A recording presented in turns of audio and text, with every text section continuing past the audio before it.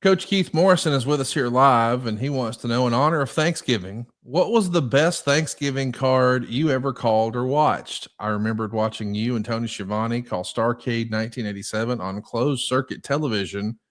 Once upon a time, that was a go-to for wrestling pay-per-views and Yeah. special events. It was one of the biggest nights of the year. Is there one Thanksgiving card that stands out above all the others to you, Jim? Boy, that's hard. I hate to not answer the coach's question.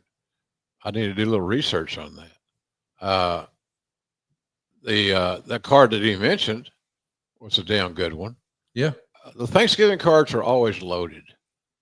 They're the culmination of a series of events, and you have blow-offs and cage matches and things of that nature. But I can't remember anything specifically. I can't remember a Thanksgiving card that wasn't good, quite frankly, because the boys all got up for it because it was Thanksgiving and they were on the road. Same thing for Christmas. Cowboy had a big Christmas show every year in the dome. So, you know, I was used to going on the road and eating Thanksgiving dinner with him. Funny story there. We stayed at the Hyatt, I think, downtown New Orleans, across from the Superdome. And we had Thanksgiving dinner together, Cowboy and I. And they had this, I wanted cornbread dressing. So I ordered, because it said on the menu, dressing. Well, it's got to be here in the South. It's got to be cornbread dressing. That's right. It was oyster dressing. You ever have oyster dressing, Connie? I have, and it's respectfully not my favorite. Me neither. Me neither. I was very disappointed. Mm-hmm. And of course, I got my nuts busted by Cowboy because I didn't like trying new things. I like trying mashed potatoes and gravy. I like pumpkin pie with as much Cool Whip as you can get on it. But boy, I like that, and I like dark meat turkey. God damn, but I can't eat that corn. That dressing was just. I wasn't ready for it. Let's put it that way. I'm sure it was good. It was a staple down there in Louisiana, but I didn't. It wasn't my thing. So, but anyway, we always had good cards on the holidays. The way you book makes those cars more desirable to buy a ticket for. And the way you book is you book to where when it comes time for Christmas Day, you either have a debut, a big debut, or you have a long awaited title match or a blow off of some kind.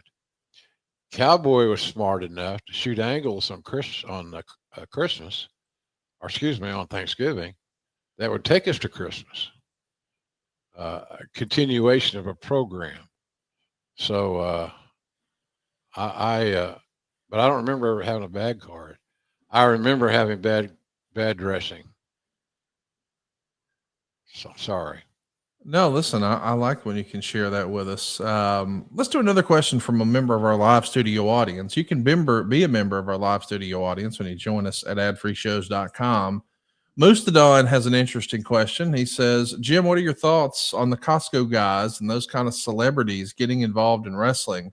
Is it good or bad, and why? This was heavily debated last week. Mm-hmm. You've seen the results now with the benefit of hindsight. What do you think? Is that a good thing to involve these level celebrities who can court some social media attention? No, it's not. It's a good thing.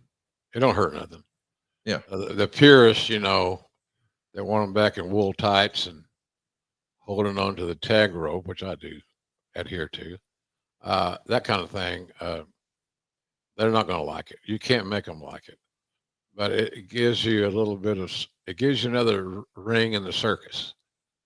And whether they're not going to be the center ring, but they're going to be under the big top, so to speak.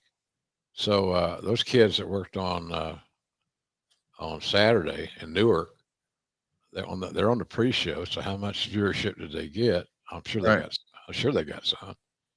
So I'm for those things. I think WWE has done a good job over the years of using celebrities. We've done that here in AEW. Mike Tyson, Shaq. So we've done it before, not quite to the extreme that we did it Saturday. Now, as a with the voice of Costco. I just took a look at the YouTube for the 0 Hour, and it looks like they've got 390,000 views for the pre-show. Not too bad. Matt has a question. He says, Jim, what's your go-to steak? How are you preparing it? And what are 2 sides you'd like to have with that steak? I like my steak charred medium. The best place I've been that cooks it that way, because it's not easy, is Gibson's in Chicago. The one downtown is the last one I went to. But they got one out by the airport as well. And so charred medium is my preference. I got to have some kind of potato, whether it be mayonnaise potatoes or a great big old baked potato loaded. But I got to have a spud. And I generally like broccoli, steamed broccoli or asparagus, but I prefer the broccoli. That would be my perfect meal for something like that. A bone-in ribeye or a bone-in filet, even better, with grilled onions, and then the potato, whatever the potato I'm in the mood for, and then the broccoli. I'm done. I'm good, and a couple of crowns. There you go. Hard to beat. And I know that Gibson's in the shadow of Chicago is one of your favorites. We've got Brandon here, and he wants to know, what's the best moment in professional wrestling you had to call during your tenure with WWE at the time and currently with AEW? You know, it's probably too deep of a question to ask you that on the WWE side, but of all the things you've called in AEW, is there one call that you're particularly proud of that you look back and you think, hey, that was a great moment, and I was at my best on that one? Yeah, and WWE too. I won't leave them out because they're a big part of my legacy. Of course. Probably WrestleMania. When did Lawler and I go in the Hall of Fame? That's WrestleMania what? Let me look at that. Yeah, it's in Detroit. That one is a special one because the night before we had the Hall of Fame induction ceremony. Then Sunday we did the show. I think it was the Battle of the Billionaires, the hair thing with Vince. Oh, yeah. That was WrestleMania 23, I believe. Yeah, you're right. So that was that. It was such a huge weekend. And when I had the time and I could stop and really think through what was going on, what was happening. I didn't realize at the time that it was set up for me to get out the door. Oh, okay. I didn't realize that at the time. You know, Todd Grisham was going to be my replacement, and a good guy. He's built a good career for himself in MMA, but he was going to be my replacement come the fall. Somehow or another, as wrestling goes, it leaked out, and I was told that was the plan, and finish up strong and all that bullshit. Boola, boomer sooner, all that. And I just, for whatever reason, they changed their mind. My work was strong. I didn't have the look and the physique that they sought, and I sounded Southern. So fucking what? So what? It made me sound different. I think that's one of the things. I don't know, Conrad, you can tell me better than I can explain it. I think me setting in for a couple of matches on the AEW pay-per-views is good for the show because it gives you a different sound to process as a fan.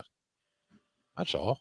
I totally agree. I felt like from the beginning of AEW that, it was one of those deals where just having you involved made it feel like it had that big fight feel. It felt like a main event. It felt bigger. And one of my favorite calls you've had in AEW is the debut of Jon Moxley. When Jon Moxley jumps out there and we hear something like the sound and the fury or whatever you said, man, it was just a fantastic call. The match that strikes me, that was a moment. Him coming out of the crowd and all that stuff, Moxley being throw down boy, was the Rhodes Boys, Dustin versus Cody. I love that match. And I'll say it today, all these months and weeks and years later, that was the best match I ever called in AEW to date. So, and there have been a lot of good ones, but that match had the unique emotional element that you couldn't get in just an angle or a storyline. They're real brothers, and they had told a great story leading into it. And then, man, they delivered like champions in the match itself. So I'll always be grateful for those two guys, for Cody and Dustin, for having the match. And then I feel very blessed that I was a part of the broadcast team. That match just had so much emotion, natural emotion, stuff you can't replicate, stuff you can't manufacture. It was real. And that match stands out head and shoulders above just about anything else I've done.